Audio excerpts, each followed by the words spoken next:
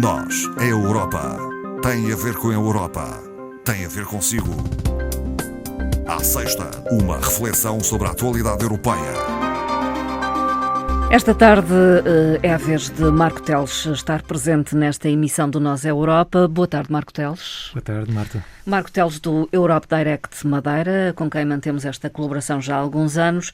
Marco Teles, comecemos por falar pelo lançamento de uma nova plataforma para os cidadãos pela Comissão Europeia. Exatamente, portanto, não será propriamente algo assim muito acabado de sair, porque esta plataforma foi já anunciada no dia 19 do corrente mês, mas de facto é algo inovador e que vem no âmbito da Conferência sobre o Futuro da Europa, que de certeza já falamos cá, a doutora Ana Rita também, relembrando sempre que este tema da Conferência sobre o Futuro da Europa, acho honestamente que o nome se calhar pode não ter sido muito feliz, porque pode induzir em erro. Não se trata de um evento único localizado no tempo, é sim um período de debate onde se quer que os cidadãos possam envolver e que se promovam atividades colocando as pessoas no centro desse debate. E, portanto, esta plataforma é, desde já dizer que é uma plataforma multilingüe, portanto está disponível nas 24 línguas oficiais, foi lançada, como já referi, no dia 19 e pretende ser o ponto central desta Conferência sobre o Futuro da Europa. Portanto, e facilita, talvez, o acesso dos cidadãos. Exatamente. A ideia é que, através desta plataforma, qualquer cidadão, e aliás o convite é mesmo dirigido a todos, desde o mais entusiasta e apaixonado pelas questões europeias até aquele que é mais cético e mais resistente aos projetos que possam aparecer. O que se quer é realmente a participação de todos nesta plataforma e, portanto, a plataforma oferece, na verdade, três possibilidades de participação. Desde logo, a possibilidade de nós participarmos num evento que conste desta plataforma, um espaço também para a partilha de ideias e um outro que é a possibilidade também, nós, enquanto cidadãos ou enquanto instituição, organizarmos um evento e carregarmos, de acordo com os princípios que estão definidos na Carta da Conferência, portanto, no fundo, carregarmos esse mesmo evento e convidarmos também as pessoas a poder participar naquele, no fundo, que é um espaço de fórum, um fórum de debate e de troca, de partilha de ideias sobre o futuro, ou se quisermos, sobre a Europa que nós queremos para o nosso futuro. Mas há temáticas em destaque, digamos... Sim, a ideia aqui não é limitar a discussão a temas específicos, é apenas de orientar. Portanto, o que esta plataforma propõe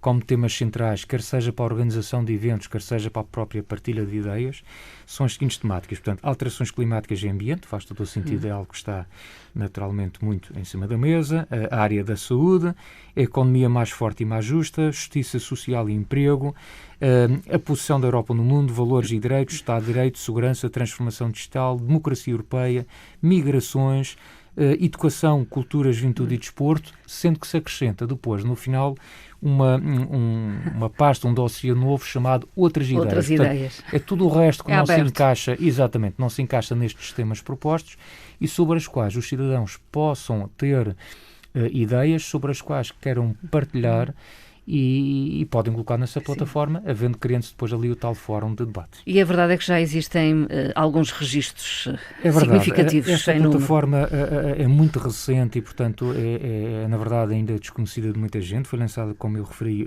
oficialmente no dia 19 e, portanto, à data, e quando digo aqui à data, ontem, que fui consultar na internet, tinha já restado 6.300 participantes, 1.200 ideias para debate, mais de 2.200 comentários e 256 eventos.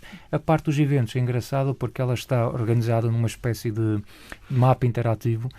Nós clicamos, portanto, sobre o mapa, aparece obviamente toda a abrangência da União Europeia, mas podemos ir especificamente à região autónoma da Madeira e consegue-se ver se está previsto no imediato algum evento sobre a temática da Conferência sobre o Futuro da Europa. Por exemplo, a atividade que demos conta aqui há 15 dias do webinar relacionado com o tema do turismo e as regiões ultraperiféricas, por sinal, devo dizer que foi a primeira atividade aqui na região a ser registada na plataforma. E aparecia. No âmbito, portanto, ela está lá registada ainda está aberta, no sentido que falta colocar o resultado desse debate e desse webinar, mas, portanto, a ideia é essa, que nós fiquemos também ali na plataforma com o histórico, tudo o que aconteceu, mas aquilo que se pretende realizar para o futuro. Foi na madrugada de segunda-feira que aconteceu a cerimónia da atribuição dos Oscars 2021, penso que não estou enganada. Exato. E foram galardoados 2 filmes apoiados pela União Europeia.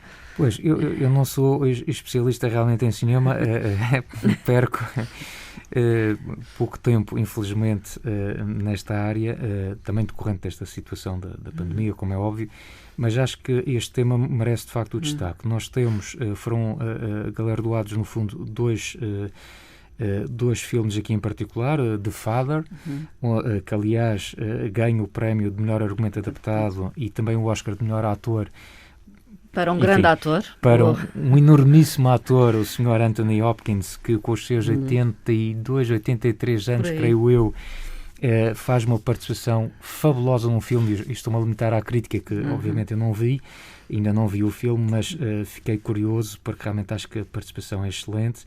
E depois há também um outro filme, Druck, que ganha o prémio de melhor filme internacional, e apenas para dar aqui este destaque, de facto, muitas das vezes falamos da União Europeia e dos apoios financeiros e nós, inevitavelmente, pensamos sempre na questão daqueles apoios óbvios de uma via rápida, de um empreendimento da obra física, mas os apoios da União Europeia ultrapassam essa questão.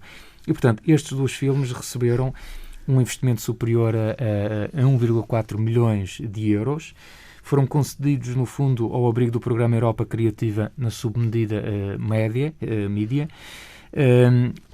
que tem exatamente como prioridade o reforço da capacidade deste setor audiovisual a nível europeu e também a promoção da circulação transnacional. Portanto, é um programa obviamente muito importante, o Europa Criativa.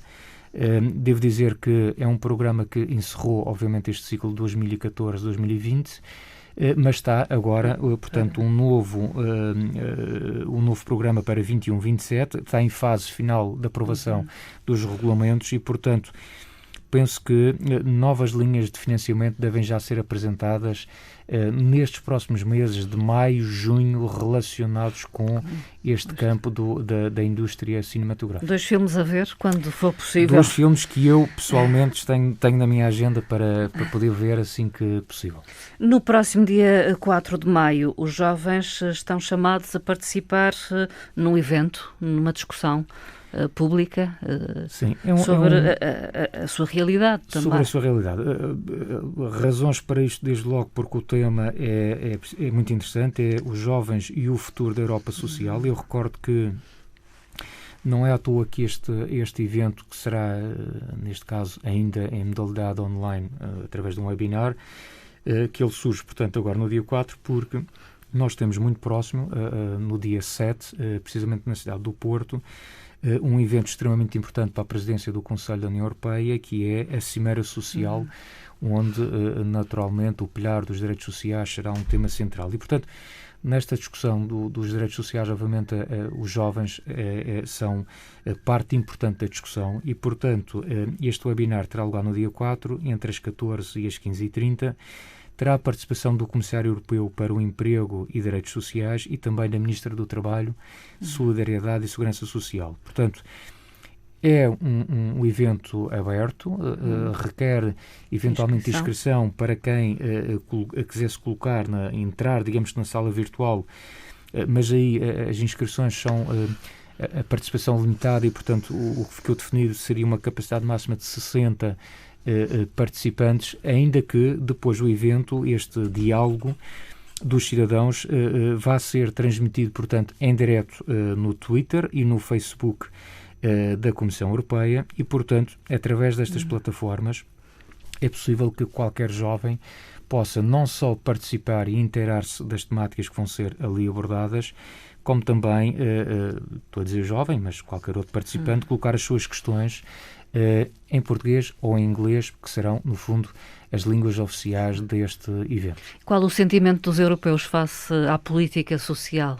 E particularmente dos jovens? Há algum conhecimento sobre isso? Segundo um inquérito relativamente recente do Eurobarómetro, 88% dos europeus consideram que uma Europa social é realmente muito importante. Nós não tínhamos qualquer dúvida que a questão do Pilar Europeu dos Direitos Sociais é algo que está também na ordem do dia. Aliás, faz parte das prioridades desta presidência do Conselho da União Europeia, presidência portuguesa, e, portanto, o tema será com certeza muito interessante. O que é que se quer, no fundo, saber? Saber-se, por exemplo, tentar procurar a resposta a perguntas como qual a situação dos jovens em matéria de proteção social, como é que os jovens estão a lidar com a questão até desta pandemia que ainda estamos a viver, quais são as suas perspectivas futuras e os seus anseios para o próprio projeto europeu, e também, que será muito importante, o que é que os jovens esperam dos governos nacionais e da própria União Europeia.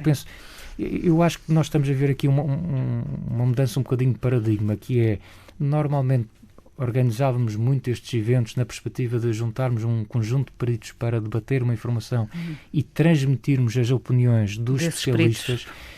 E o que se está a querer um bocadinho inverter, e isso é também, digamos, um dos princípios desta conferência sobre o futuro da Europa, de que eu falava ainda há pouco, que é organizarmos eventos, sim, que se dê a opinião dos entendidos, mas também se garanta aqui um espaço para que as pessoas possam dar a sua opinião, que as pessoas digam, no fundo, que a Europa querem para o futuro.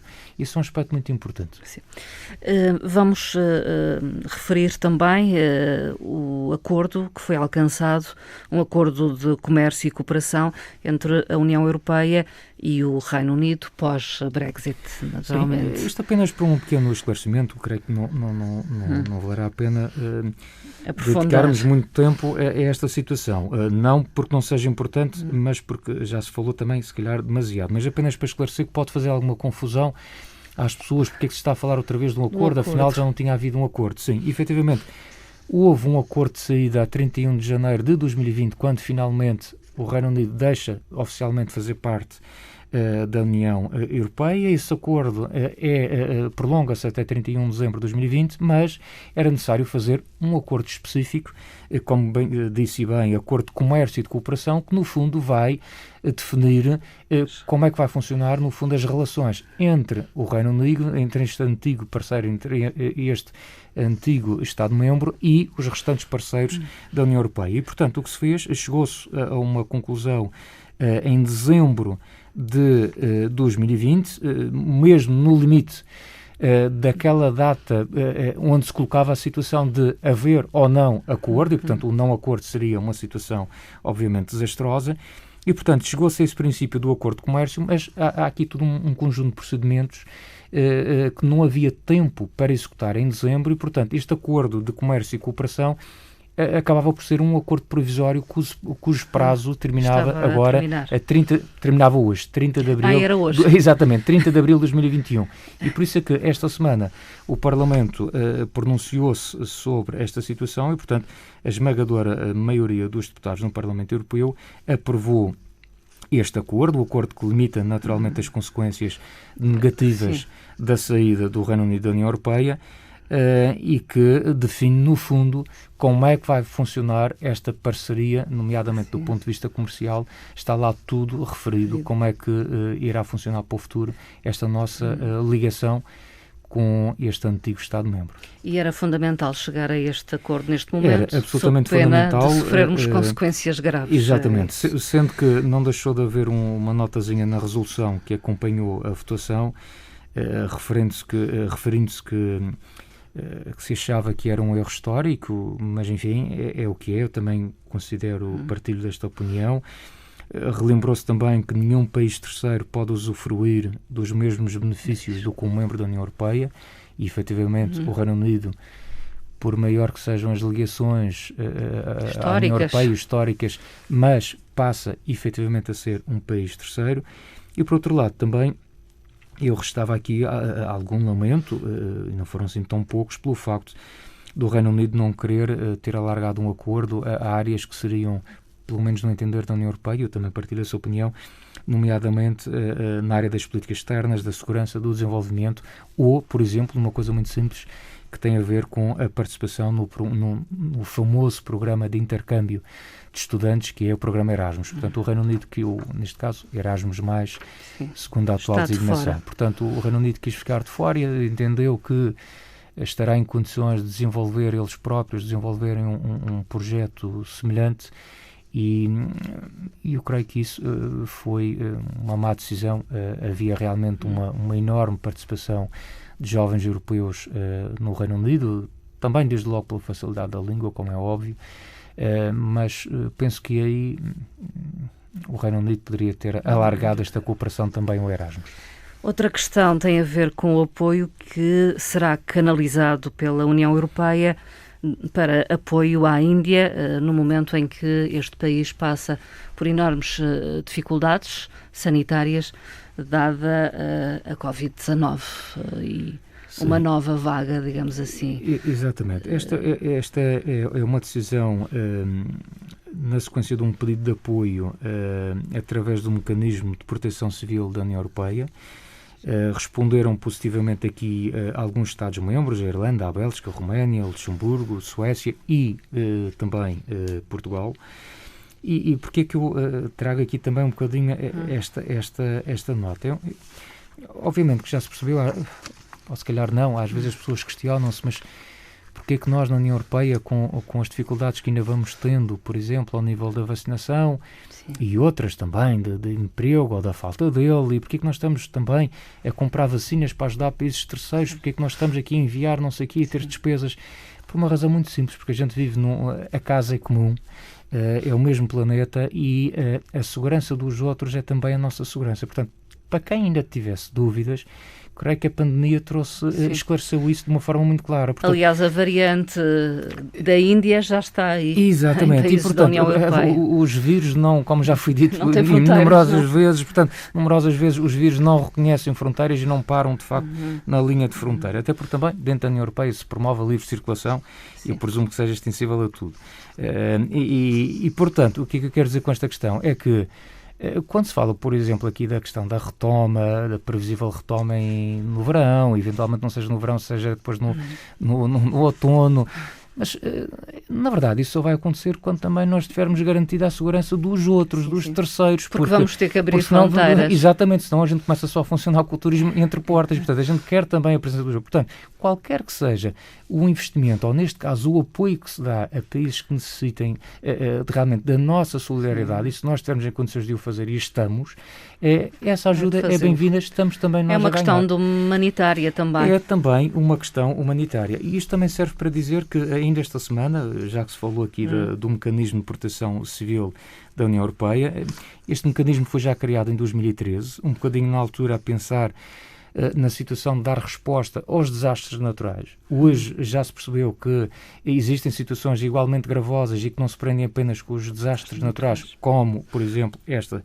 situação da pandemia, e, portanto, o Parlamento, ainda esta semana, adotou também um quadro jurídico europeu reforçado precisamente para a área da proteção civil, em resposta também à pandemia da Covid-19. E só, sem querer entrar em detalhes, dizer que o financiamento de 2021-2027 para o mecanismo de proteção civil da União Europeia sai reforçado em cerca de 5 vezes em relação ao valor que havia no período 2014-2020. Portanto, é uma área fundamental. Crises desta natureza, sejam sanitárias, ambientais ou outras, ou climáticas, são situações recorrentes e que vão acontecer certamente no futuro, e, portanto, ter aqui este mecanismo bem dotado em termos financeiros e que tenha uma estrutura capaz de responder rapidamente às necessidades de quem precisa de ajuda é absolutamente fundamental. Uma nota final, novas regras da União Europeia em matéria de rotulagem dos pneus. Bem, agora o consumidor não é? Estamos a saltar para uma área completamente diferente. Não tem nada a ver. O porquê estarmos a falar isto? É só por uma razão muito simples. Hoje é 30 de Abril e, de facto, esta nova regra aplica-se já a partir de amanhã e, portanto, nós queremos que os nossos ouvintes se amanhã quiserem comprar um conjunto de pneus para o seu automóvel, estejam devidamente informados sobre essa situação. Apenas para dizer que nós já trouxemos aqui esta informação sobre a rotulagem, novas regras de rotulagem, por exemplo, para eletrodomésticos, sim, aquelas categorias de A, B, C, D, E, por aí afora, portanto, com aquela logística do verde até o vermelho, mas simplificada com menos categorias, e o mesmo se passa à questão aqui dos pneus, ou seja, havia já aqui a primeira rotulagem, o primeiro regulamento relacionado com a utilização de pneus datava já de 2012, portanto era um regulamento bastante antigo, e agora passa a haver aqui um rótulo novo, com umas informações adicionais um pouco diferentes, simplificadas também, sim, no número de categorias, mas também na mesma lógica como uma espécie de eletrodoméstico, em que o verde, o A, é a classificação mais positiva em relação à resistência ao regulamento do pneu, quer isto dizer que no A vamos ter os pneus que são mais eficientes em termos de consumo energético do automóvel. Este rótulo tem também uma consideração muito importante, tem a ver com a capacidade de travagem, por exemplo, do pneu em piso molhado, em condições de chuva, e portanto que é extremamente importante para a questão da segurança, e depois tem uma referência também à questão muito importante, que é do conforto acústico, do ruído do rolamento que esse pneu emite em utilização. Apenas para dizer que, eventualmente, se alguém for comprar um conjunto de pneus para o seu automóvel e porventura não for este rótulo novo que está agora em vigor, não se admire, porque efetivamente é possível até finais de 2021 que as empresas possam ainda comercializar pneus com o regulamento anterior. Até o final do ano, precisamente para um escoamento de estoques. De qualquer forma, fica aqui esta nota a dizer alerta aos consumidores. Existem regras novas que são feitas, uma vez mais, para ajudar o consumidor. Marco Teles, ficamos por aqui. Muito obrigada. Ficamos por aqui. Bom fim de semana. Até uma próxima. Até à próxima conversa, que acontecerá já no âmbito do programa Hora 10, porque nós vamos assinalar o Dia da Europa na sexta-feira, dia 7 de maio. Ora bem, acho que é um lembrete interessante, até para as pessoas pensarem no assunto, que de facto no próxima semana, no domingo precisamente, sim, que é 9 de maio, vamos ter o 9 de maio, que é oficialmente o Dia da Europa. E nós antecipamos para o dia 7 a conversa em torno das questões da União Europeia. Obrigada e até à próxima. Obrigado.